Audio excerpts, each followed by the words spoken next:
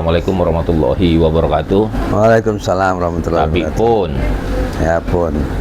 kembali lagi dengan saya Ferdi Gunsan di Gunsan Talk. Teman, kali ini spesial, kita nanti akan berjilid tentang konsep ataupun proposal ataupun pikiran dari seorang Ansori Josal, seorang teknik lulusan Teknologi Bandung, Institut Teknologi Bandung, teknik sipil, tapi beliau nih banyak macam-macam ya, mau di budaya ada, mau di sosial ada, jadi mau di pertanian juga ada. Nah, ini akan ada kumpulan-kumpulan dari pemikiran beliau yang bentuknya konsep baru ataupun saduran dari berbagai konsep yang kemungkinan bisa dilaksanakan atau dieksekusi ke depannya nanti oleh teman-teman lain atau generasi penerusnya, ataupun bisa dieksekusi sekarang. Kali ini saya ingin bertanya kepada, biar bercerita, Bang Ansori Josal tentang blue carbon, ataupun nantinya yang lagi rame juga ini tentang carbon trading.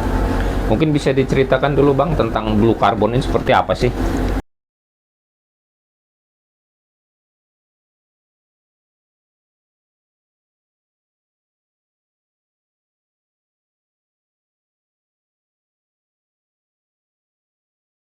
Ya, terima kasih.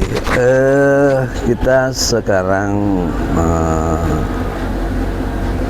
dipaksa atau sudah tidak bisa menolak lagi kita bicara tentang emisi rumah kaca ya, akibat dari kita melepaskan karbon begitu banyak lewat industri dan macam-macam.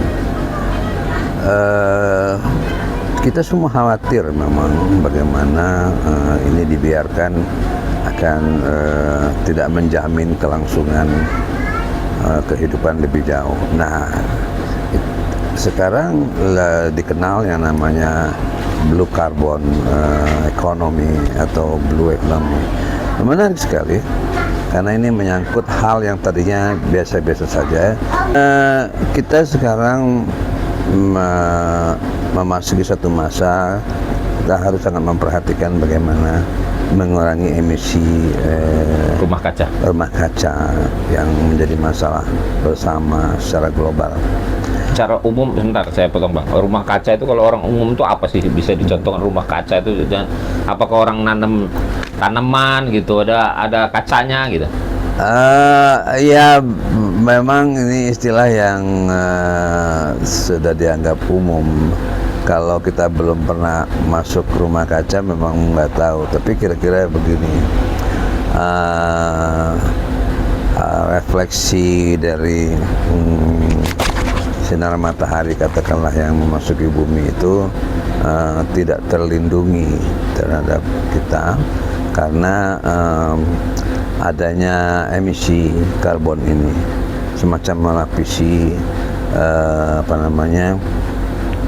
sinar matahari yang kita perlukan lah. Jadi nggak Ya, tembus langsung ya, itu terhalang. Itu mempengaruhi perubahan iklim ya.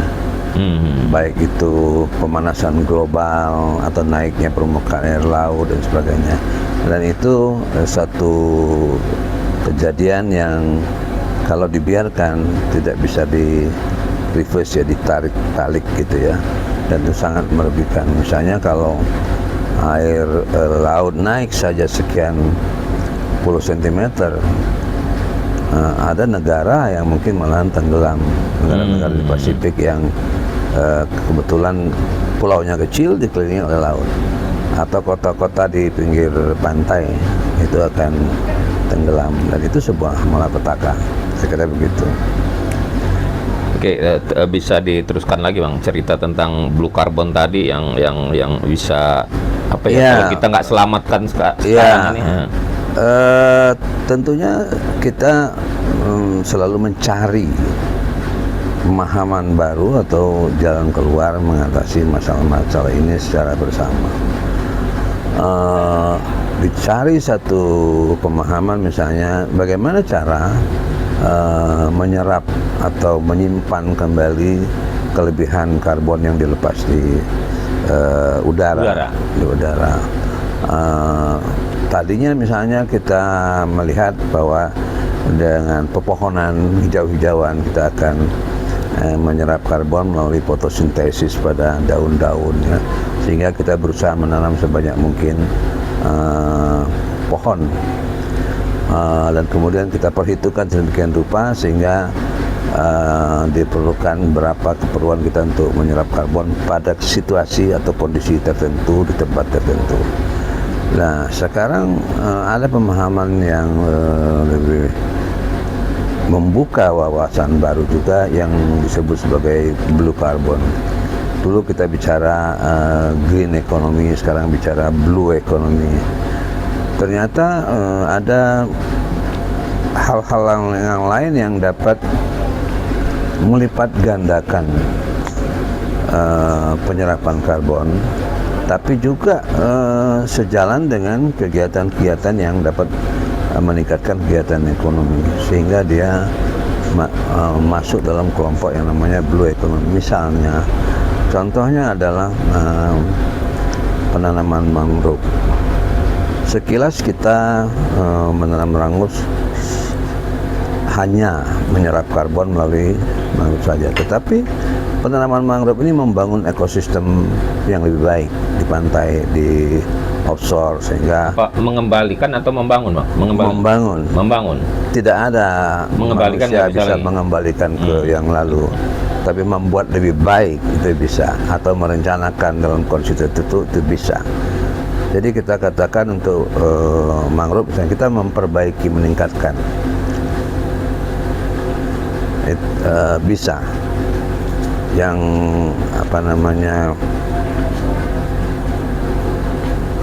meningkatkan kualitas atau pembangunan. Ya, yang tadinya tidak ada kepiting,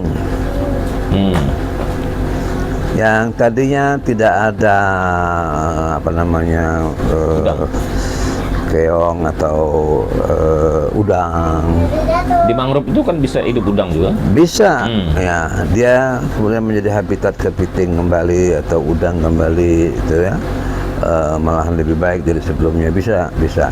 Dan itu secara ekonomi juga mendorong perputaran ekonomi setempat. Atau dalam skala yang lebih luas bisa saja. Misalnya Lampung yang mempunyai panjang pantai hampir 1000 km, bisa saja menumbuhkan kegiatan ekonomi yang didukung oleh kegiatan konservasi mangrove dalam bagian dari blue economy atau blue carbon activities, ya, kegiatan itu. Kenapa namanya blue carbon ya? Padahal itu kan lebih kepada blue penghijauan. Itu dikaitkan dengan air atau laut.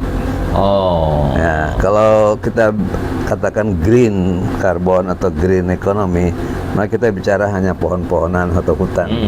Tapi kalau kita bicara blue carbon, maka kita bicara laut, mangrove, jadi laut dan lingkungan, seagrass, ya, terus rumput laut dan sebagainya. Gitu. Nah, konservasi itu kan untuk mengembalikan itu ya, bukan atau membangun itu menjadi kewajiban pemerintah. Ada undang-undangnya nggak sih? Ini konsensus atau komitmen global, ya. Bisa ada satu negara atau satu perusahaan yang mendapatkan penalti karena dia pabriknya atau industrinya mengeluarkan karbon sedemikian rupa, maka dia harus menggantikannya. Bisa begitu. Atau kita menyerap karbon sedemikian banyak dan kita dapat mengklaim itu kepada dunia global bahwa kita sudah mereserve, tentunya dengan perhitungan yang benar, ya, dari sebelum dan sesudahnya, maka kita bisa mengklaim mendapat bantuan atau mendapat pembiayaan tertentu dari pihak-pihak yang berkait, ya. Misalnya kita baru saja mendapatkan bantuan dari satu program RED disebutnya itu, yaitu perbaikan lingkungan, ya. Itu dari carbon credit yang kita dapat dari negara tertentu. Misalnya yang terakhir kalau nggak salah Norwegia, dia menghibahkan uang sekian dan itu diperuntukkan bagi Indonesia untuk kembali memperbaiki hutannya. Jadi Itu pun didapat karena kita dianggap sudah melakukan yang pantas untuk diberikan hibah untuk itu. oh, jadi intinya belum merupakan kewajiban setiap warga negara ya, bukan ya? Bukan kewajiban setiap warga negara untuk menghijaukan atau memperbaiki lingkungannya itu. Iya dan tidak. Iya dan tidak itu kita tidak bisa menunggu kita kena penalti lebih dahulu baru memperbaiki. Bisa saja kita memang melakukan satu kegiatan ekonomi yang terkait dengan baik itu green ekonomi atau blue ekonomi, tetapi sekaligus juga adalah bagian dari yang kita sebut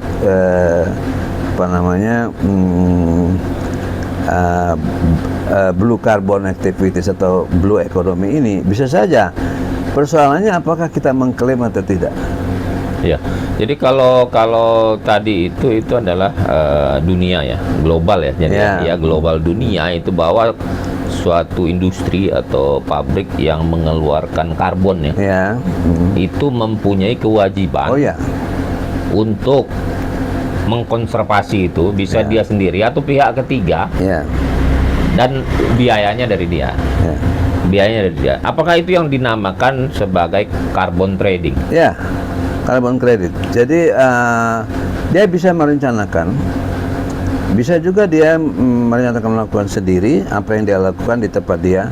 Bisa juga sekarang itu suatu perusahaan misalnya industri di Eropa atau di Jepang, kemudian dia kena penalti karena dia sejumlah karbon yang dia keluarkan dari industrinya itu tidak terserap atau dia tidak melakukan penyerapan itu. Dia bisa bekerja sama dengan negara lain dapat membantu dia. Nah, siapa yang melakukan penalti itu? Apakah memang ada badannya sendiri? Ada badan internasional yang mengurusi? Ya, di setiap negara ada badan sendiri, dan secara global juga ada badannya sendiri. Macam-macam, tergantung skema yang diikuti. Misalnya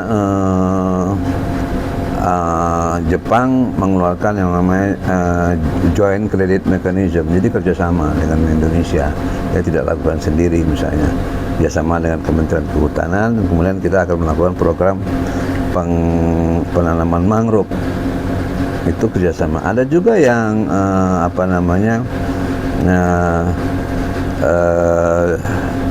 dia langsung memberikan hibah saja. Atau terus apa ini reportnya untuk dia? Kan dia memberikan dia harus ada report kan? Rewardnya buat dia pertama dia menghilangkan membayar yang sudah harus bayar. Kewajibannya, oke. Yang kedua dia membantu secara global perbaikan ekosistem, gitu kan. Jadi yang mengatur parameter bahwa dia harus membayar sebelum penalti ataupun setelah penalti itu sekian dana untuk mengembalikan itu karbon tadi itu. Itu siapa yang ngatur tadi? Ada lembaganya, saya tidak terlalu hafal. Oh, tapi mereka lah yang menentukan itu betul. Nih, si pabrik atau perusahaan A harus mengeluarkan sekian, kemudian dari pengeluaran itu harus ada hasilnya kan tentunya. Nah, apakah ini hanya mangrove? Oh, tidak. Apakah hutan juga bisa? Oh iya, kan bisa. Kan tadi sudah lihat. Kalau dulu kita bicara penanaman 1 miliar pohon, kemudian penanaman reboisasi di mana-mana, GE dan HL, itu masih dalam kelompok yang namanya green credit ya. Jadi tanaman-tanaman saja. Tapi sekarang sudah dikenal yang namanya blue. Ini yang lebih terkait dengan perairan. Karena ternyata mangrove misalnya itu penyerapan karbonnya lebih tinggi dari pohon biasa. Oh. Sekian kali lipat tertinggi atau lebih tinggi? Yang lebih tinggi ada lagi. Oh, ada lagi. Nah, ada lagi yang disebut seagrass Itu atau di laut. Oh, di laut. Di laut bukan di pantai. Bukan di pantai, di laut. Di apa namanya? Di laut dangkal umumnya, yang disebut sebagai apa namanya? Lamun kalau bahasa Indonesianya. Dan itu menyerap karbon lebih tinggi lagi. Dia sama berupa daun juga. Tumbuh-tumbuhan. Tumbuh-tumbuhannya punya daun ya, juga. Ya. Ada yang punya ganggang gitu ya, rumput laut dikenalnya gitu. Tapi yang besar-besar tuh. Oh, bukan rumput laut yang kayak biasa. Ada juga yang berarti dia di atas, di dalam laut. Di dalam ya, berarti di dalam ya. Dia bukan keluar di udara ya, bukan ya. Dia berkembangnya di airnya ya. Jadi dia menyerap karbon lebih besar. Padahal di dalam air dia lebih besar ya. Loh, kan laut juga menyerap apa? Oh iya. Dalam bagian dari ekosistem juga. Jadi dia apa namanya menyerapnya melalui laut. Nah, dan itu yang sekarang banyak dilakukan dan barangkali apa yang menarik bagi kita. Kita punya potensi untuk melakukan itu. Indonesia terutama, karena kita punya laut yang sangat luas dan pulau-pulau, pantai-pantai yang sangat panjang. Tinggal sekarang apakah kita masuk dalam skema yang mana gitu. Kita di Lampung merencanakan akan bekerjasama dengan satu perusahaan di Jepang yang mempunyai mekanisme joint credit. Joint credit itu ketika kita menanam, kita sudah dibantu, dibiayai dan sebagainya. Ketika nanti ada hasilnya juga ada bersama gitu. Bagi kita bukan semata-mata membantu penyerapan karbon bagi orang lain, tapi juga kita menikmati manfaat dari kegiatan itu sendiri. Misalnya yang kita tanam itu pun juga adalah komoditi. Ya. Memberi lapangan kerja juga. Kemudian kalau ekosistem kita perbaiki juga itu. Ikan juga akan bertelur lebih banyak, lebih aman. Nah, persoalannya adalah apakah kawasan itu terlindungi atau tidak. Kalau kawasan itu tidak terlindungi, maka investasi itu bisa percuma. Nah, di Indonesia ada yang namanya, sebenarnya secara umum berlaku di dunia, ada satu kawasan yang dapat kita klaim sebagai kawasan yang terlindungi, yang dilindungi gitu, yang disebut sebagai Marine Protection Area. Marine Protection Area. Ya, ini kita bisa minta izin itu kepada kementerian melalui gubernur. Jadi kita akan memilih misalnya lebih dahulu, karena semuanya ini kan harus well register ya, terdaftar dengan baik ya, tercatat dengan baik dan dengan baik, dan melibatkan atau didukung penuh oleh pemerintah. Nah, yang tadi itu kan berarti Marine Protection Area itu berarti kan sudah jadi. Oh, apa harus ditanamin lagi? Akan dilindungi, akan dilindungi arealnya untuk dilakukan kegiatan penambahan tanam lagi. Ya. Jadi bukan itu yang bukan udah jadi langsung dijual. Ya nggak begitu. Jadi kan ini ada carbon trading. Misalnya tadi kita punya area sudah jadi mangrove itu, kita klaim ke perusahaan yang kena penalti atau belum kena. Apakah itu upaya kita? Apakah itu bukan upaya alam begitu saja? Nggak bisa dong. Oh, ya, jadi kalau tadi yang kita klaim kan upaya kita.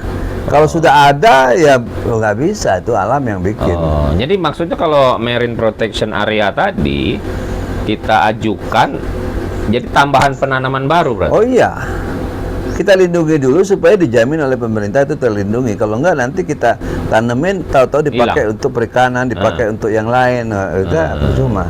Nah, oke. Jadi carbon trading itu tadi di benak saya yang saya pikir itu bahwa ini saya punya area nih mangrove. Sudah jadi nih barang itu, saya jual aja gitu. saya minta dana itu. Nggak bisa seperti itu ya? Dari mana Anda mengatakan bahwa itu hasil kerjaan Anda dan berapa karbon yang diserap yang Anda lakukan? Gimana caranya? Jadi nggak bisa ya? Ada hutan kita di rumah, saya klaim nggak bisa. Kita harus ada sebelum kita bangun dan sesudah kita bangun. Jadi prosesnya lama dong? Ya. Tapi saat kita membangun itu, apakah kita sudah dapat dana itu? Itu yang saya katakan tadi, kita akan bekerja sama dengan satu perusahaan yang dari awal sudah dibantu untuk prosesnya. Ini kita sebut sebagai community based carbon credit. Jadi kita sudah melibatkan masyarakat. Ketika kita membangun itu pun masyarakat sudah ada income selama itu berjalan. Nah, seagrass ini lebih cepat dibandingkan dengan menanam pohon di hutan. Kalau Anda menanam pohon di hutan, barangkali perlu waktu 5-7 tahun baru bisa mengklaim. Lamaan. Nah, kalau di laut ini, ya, mangrove juga begitu, cukup lama. Tapi kalau kita bicara rumput laut, hitungannya itu, ya 1 tahun itu sudah berproduksi. Oh, 1 tahun udah berproduksi? Iya, karena dia pertumbuhannya cepat. Tapi kita harus menyiapkan proteksi dong, supaya nggak dirusak orang. Nah, iya, kawasan itu harus peruntukannya khusus untuk itu. Ya misalnya di situ ada peruntukan untuk pariwisata, yang nggak bisa dong kita klaim untuk itu. Atau peruntukannya untuk pelabuhan. Tapi kalau dilewati kapal misalnya? Ya nggak masalah. Nggak karena apa-apa ada aturannya, karena ada aturannya. Kapal yang boleh lewat. Oh, ukurannya ya. Bobot. Oh iya, nangkep ikan ada aturannya, bukan berarti sama sekali. Jadi artinya di carbon trading ini dari awal itu sudah bisa, yang penting ada proteksi atau monitoring dan evaluasi ya. Itu terjaga, karena kalau dia sudah membiayai terus tidak ada hasilnya kan nggak bisa diklaim kan itu. Ya, paling tidak kan jangan kita tidak punya rencana atau mengklaim dari mana. Ada rencananya, kita hitung dari awal, ada berapa sebelumnya, berapa setelah kita lakukan penanaman dan sebagainya, baru kita bisa klaim. Kita sudah bisa mengatakan ini loh sekian ton karbon kita serap. Ada hitungannya itu ya kalau sekian tonnya itu ya. Itu para ilmuwan udah. Para ilmuwan lah ya, yang ahlinya ya. Ada itu. Nah, jadi ahli hitungnya banyak, yang melakukan yang kurang banyak. Ini kan saya tahu ada perusahaan dari Jepang dan ada Eropa ya, yang sudah melakukan kegiatan seperti itu ke Indonesia ya, salah satunya. Tapi kalau perusahaan-perusahaan lokal kita, perusahaan-perusahaan besar kita ini sudah melakukan itu nggak? Apa dia melakukan CSR aja? Ada yang sudah melakukan itu, setahu saya. Tetapi tidak semudah itu ya. Saya juga dengar beberapa tempat itu, dan itu makan waktu cukup lama, dan sudah ada. Jadi setahu saya beberapa provinsi ya di luar Lampung yang sudah melakukan itu, seperti Jambi dan juga beberapa provinsi yang lain yang sudah bisa mengklaim. Misalnya tahun lalu setahu saya Jambi itu mendapatkan hibah hampir kalau nggak salah di atas 50 miliar tahun yang lalu dari perusahaan lokal, dari kegiatan carbon credit.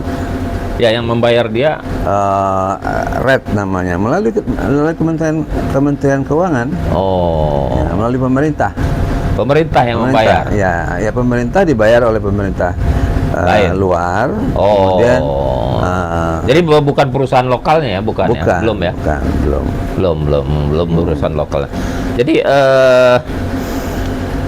saya mulai memahami nih soal blue carbon ini, penanaman, kemudian dia bisa mendapatkan biaya, kemudian bisa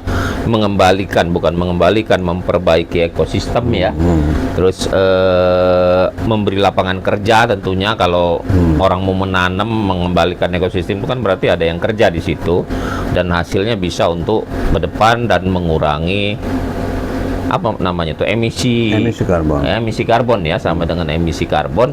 Nah, di sini apakah ada hal-hal lain? Ini kan proses tadi kan, kita sudah bicara proses, kegunaan, kemudian sebelum dan sesudah.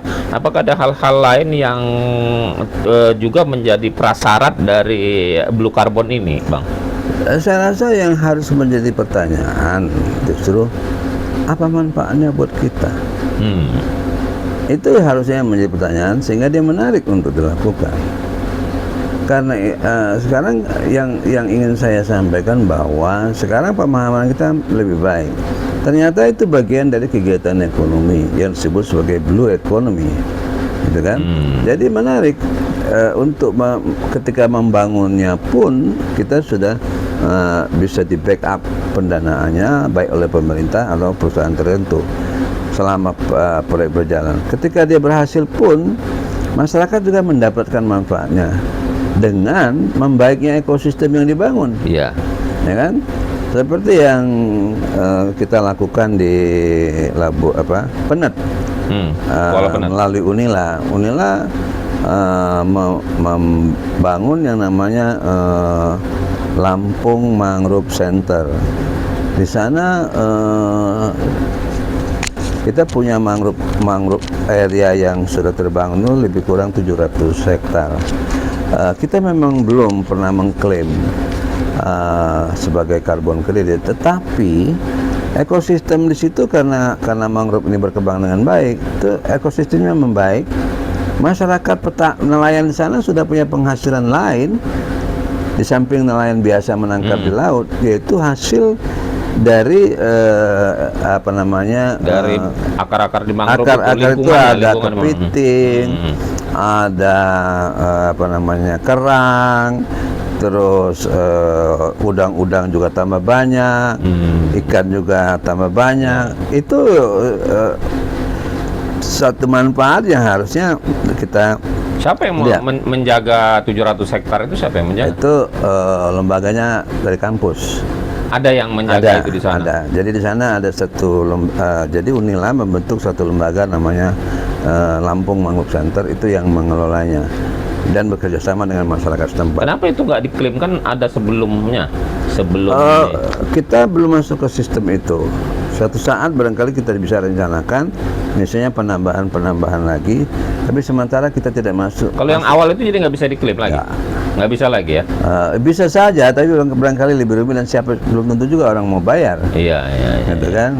Karena tapi, itu mengada-ada. Lebih baik kita kecuali kita memang sudah diminta oleh lembaga tertentu atau perusahaan tertentu, ada apa? Oke, nanti saya kalau kamu izin gini, oke, ini kami akan bayar ya. Tapi kamu harus melakukan ini, menjaga ini. Mungkin masih bisa ya. Gitu kan? Tapi di sana itu kan kita juga kan dikejar-kejar oleh waktu itu ya, nggak tahu sekarang ya, ekspor yang namanya arang dari mangrove. Karena itu lebih baik untuk tinta gitu, tinta printer. Sekarang ini masih berjalan apa enggak yang hal-hal gitu? Sudah karena itu kan dilindungi kan gitu. Ya, bukan tidak boleh. Tetapi kalau dia dihitung, direncanakan dengan baik, istilahnya itu keberlanjutannya dihitung, sustainability-nya dihitung, bisa saja. Tidak misalnya contohnya, dia boleh memanen itu dalam hitungan tertentu. Dia nanam 10, dia panen 1. Jadi sustain ya, berlanjut. Tapi kalau dia menghabiskan yang ada, tentu saja tidak boleh. Ya. Jadi saya ingin mengatakan, bukan sama sekali tidak bisa dipanen, salah juga, untuk apa? Tetapi tentunya ada cara menghitung, ya. Cara menghitung. Dan ini sebenarnya bukan baru. Dalam hukum adat juga ada dari zaman dulu.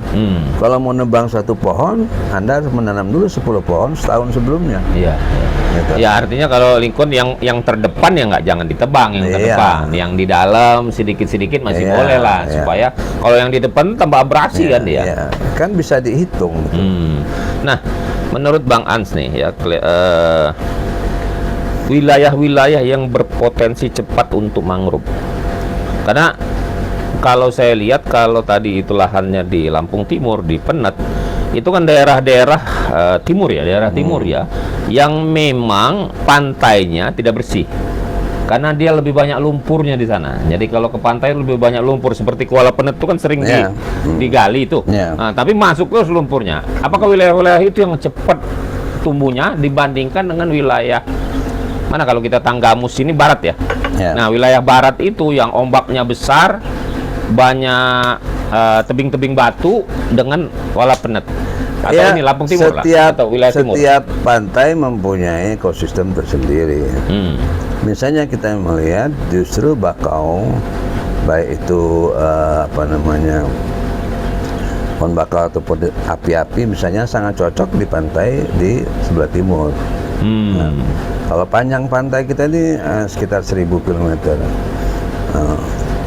Tidak cocok misalnya untuk seagrass, rumput laut ya.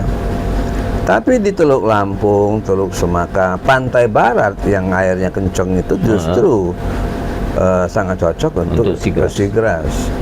Jadi hampir semuanya bisa dengan berbeda perlakuan saja. Ya, artinya Di Teluk Lampung misalnya juga kita bisa melakukan yang kita sebut sebagai rehabilitasi dari terumbu karang, juga menyerap karbon juga. Jadi kita sebenarnya ada 5 pilihan di dalam melakukan kegiatan Blue Carbon Credit ini. Yang pertama mangrove, kedua itu adalah rumput laut, yang ketiga perbaikan terumbu karang, ada yang keempat yang sekarang sudah mulai diperkenalkan yaitu keanekaragaman hayati, biodiversity. Itu pun kita mendapatkan kredit kalau melakukan dalam tingkat tertentu, katakanlah dalam luasan tertentu kita bisa menanam tanaman yang dalam standar tertentu memenuhi syarat keanekaragaman. Misalnya 1 hektar minimal ada 20-30 jenis tanaman, itu pun dapat dibayar. Sekarang sudah ada. Itu ada minimal nggak? Kita harus menanam 10 hektar atau sepanjang? Loh iya, tentu dong. Kalau dia tidak ada minimalnya tidak menarik ya. Gitu. Kalau kan ada skala ekonominya. Kalau Anda cuma 1 hektar tidak ada artinya kalau untuk wilayah, tapi 1 hektar untuk nelayan barangkali ada artinya. 1 hektar kawasan perbaikan terumbu karang, 1 hektar mangrove itu menghidupkan kembali udang-udang dan kepiting berarti, tapi sebagai wilayah mungkin belum terlalu besar. Belum terlalu besar ya. Ya. Ada tentunya ada syarat-syaratnya ya, ya. Ada syarat-syaratnya, ada syarat-syarat seperti minimal. ada persyaratan contoh taman kehati, nama taman keanekaragaman hayati. Mulai dari 5 hektar sampai 25 hektar misalnya. Persyaratannya kalau 5 hektar sekian tanam macam, 10 hektar sekian, 20 hektar sama saja. Itu. Jadi ada. Nah, itu yang memerlukan kearifan di dalam perencanaan, di dalam negosiasi dengan pihak-pihak. Karena ini kan menyangkut beberapa pihak sekaligus. Ada pemerintah, ada swasta, ada masyarakat, ada para ahli perusahaan. Ada 5 pihak. Ini kalau tidak bisa berkomunikasi dengan baik, ini yang menyebabkan begitu banyak orang yang beraktivitas dalam bidang ini itu cukup lelah juga. Ini terakhir dari saya pernah dengar pabrik-pabrik itu jika menggunakan limbah ya, limbah dari pembakarannya itu dari limbah, misalnya dari teletong sapi ataupun dari limbahnya itu dari pembakaran, kalau tebu itu dari sisa-sisa tebunya itu apakah dapat itu juga enggak? Oh ya, kan katanya ada dapat ini juga. Iya, Blue carbon ini apa namanya itu? Istilahnya itu pembauran ya. Itu misalnya ada satu pembangkit listrik menggunakan batu bara. Itu dianjurkan dan diminta mulai mengurangi persentase batu baranya dengan menggantinya dengan pelet kayu misalnya. Hasil budidaya. Hasil budidaya betul. Itu juga dihargai ya. Limbah dengan limbah gitu. Atau limbah. Tapi bukan masuk program Blue Carbon ini ya, bukan ya? Beda. Beda lagi. Tapi itu dapatnya dari perusahaan juga katanya. Iya, itu masih masuk di dalam emisi gas rumah kaca, pengurangan emisi gas rumah kaca, tetapi tidak masuk ke kelompok blue carbon. Oh, Ya, karena mungkin masuk di dalam green carbon karena dia masih pohon-pohon ya. iya, saya lihat juga kan sekarang aktif membuat pelet dari bubuk kayu itu Iya, iya. diekspor ke Iya, Eropa malah iya, sekarang ini kan iya. lebih ya. Mungkin karena mengurangi Penggunaan batu bara. pembakaran dari batu bara, Atau dari fosil juga fosil, mungkin ya. ya, dari sekian itu. Ya mungkin ini karena sudah mau hujan. Ada terakhir yang mesti disampaikan, Bang? Iya, ini satu prospek yang menarik, tapi memerlukan pemahaman bersama antar pihak. Ya, karena ini gagasan-gagasan dimulai dari dunia global, dari para ahli. Pada tingkat masyarakat tertentu, tentu ini cukup baru ya, bukan membingungkan. Harus dibimbing merekanya. Ya, harus ada proses literasi yang cukup intensif. Apa harus ada lembaga? Oh ya, pasti ada lembaga-lembaga yang menangani, di tingkat nasional ada, di tingkat daerah ada. Nah, justru sekarang kita mendorong pemerintah daerah, ya, bukan hanya gubernur atau provinsi, tapi justru kabupaten yang punya wilayah. Satu kabupaten mempunyai panjang pantai katakanlah 100 km, sangat potensial menangani program ini dan sangat menarik, gitu ya, dan menghasilkan misalnya. Saya ambil contoh Lampung Barat, dia bisa menghasilkan rumput laut dan sebagainya, sekaligus juga memenuhi kriteria blue carbon credit ini. Oke, jadi kabupaten itu sangat berpotensi karena lebih mengambil keuntungan. Tapi tentunya mereka yang ada di pemimpin di kabupaten itu harus lebih aktif ya untuk menelusuri ini atau membentuk itu ataupun berkomunikasi dengan para ahli. Bekerja sama Dengan para ahli yang mengerti di bidang ini, kemudian juga dengan pihak pemerintah pusat dari kementeriannya. Oke, saya rasa cukup sampai di sini kita bicara blue carbon. Nanti kalau ada pertanyaan ataupun ada yang kurang jelas ataupun nanti kita ada hal-hal baru bisa kita sampaikan kembali. Demikianlah, wabillahi taufik wal hidayah. Wassalamualaikum warahmatullahi wabarakatuh. Waalaikumsalam warahmatullahi wabarakatuh.